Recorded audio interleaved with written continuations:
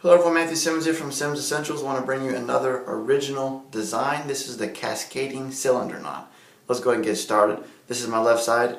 It is at the belt line as usual. We're going to come in, we're going to put in a fold here. We're going to come around like this. We're going to do a cylinder down the tie like this.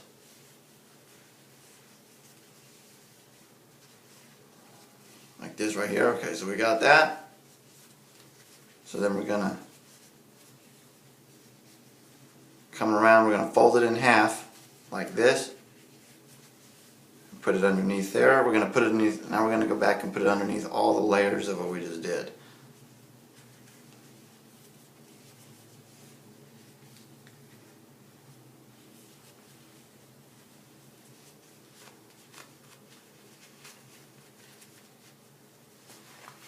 Like that. Now let me put my collar down. This is a pretty simple one.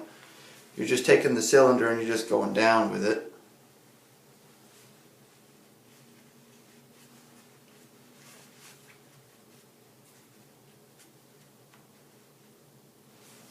So there you have